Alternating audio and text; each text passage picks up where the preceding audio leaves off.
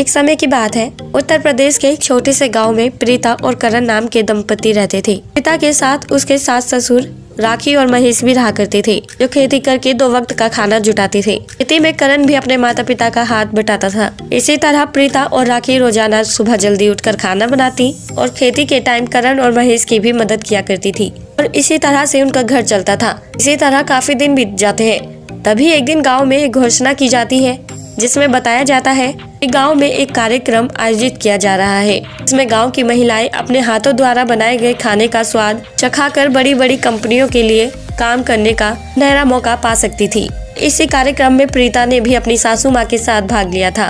प्रीता को आम का अचार काफी अच्छे से बनाना आता था और राखी भी इस मामले में बिल्कुल पीछे नहीं थी। इसलिए उन्होंने सोचा कि इस कार्यक्रम में वो अपने हाथों द्वारा बनाया गया अचार ही लेकर जाएंगी। इसलिए वो अचार बनाने की तैयारियां शुरू करने लगती हैं और करण से अचार बनाने के लिए कुछ सामग्री मंगवा लेती है। इसी तरह प्रीता अपनी सासू माँ के साथ अचार बनाने बैठती है और जब अचार पूरी तरह से तैयार हो जाता है, तब वो करण से कहती है कि करण, एक बार अचार चख लो ताकि उस कार्यक्रम में अचार में किसी चीज की कोई कमी ना निकल जाए। इसलिए करण प्रीता के कहने पर अचार चखने लगता है और जब वो अचार चखता है, तब उसे प्रीता और अपनी माँ के हाथों द्वारा बनाया गया ये अचार बहुत ज्यादा टेस्टी लगता है। इतना टेस्टी कि वो ढेर सारा अचार तो यूं चुटकियों में ही चट कर जाता है। प्रीता करण को इस तरह से अचार खाते हुए देखकर बहुत हंसती है और कहती है कि बस करण, कितना खाओगे, कार्यक्रम के लिए भी तो बचाना है। मैंने तो तुम्हें सिर्फ टेस्ट करने को कहा था, तुम तो खाते ही जा रहे हो।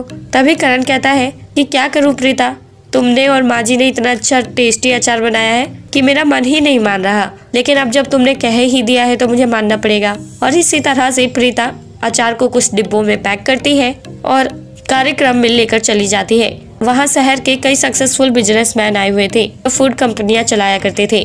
उन्होंने जब प्रीता और उसकी सासू माँ के हाथों द्वारा बनाया गया अचार चखा, तब वो सभी अचार के दीवाने हो गए थे। उन्हें सास बहू के द्वारा बनाया गया ये अचार बहुत पसंद आया था और इसलिए उसी दिन बड़े से बड़े बिजनेसमैन ने प्रीता और उसकी सासू माँ को अपनी कंपनी के लिए ढेर सारा अचार बनाने का ऑर्डर दे दिया था। कई बिजनेसमैन ने तो प्रीता और राखी को पहले ही पेमेंट कर दी थी।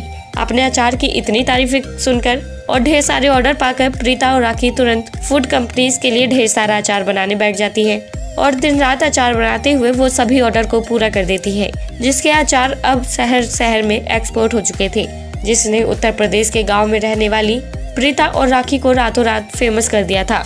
और अब सास बहू की इसी सफलता की वजह से उनके परिवार के दूसरे लोग भी उन पर गर्व महसूस करने लगे थे, जिससे मानो ऐसा लग रहा था कि प्रीता और राखी की जिंदगी ने एक पल में ही यू टर्न ले लिया हो।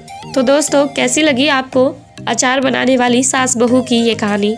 आप हमें कमेंट बॉक्स में कमेंट करके जरूर बताएं और साथ ही ऐसी और मजेदार कहानियाँ सुनने के लिए आप हमारे चैनल को सब्सक्राइब करना ना भूलें।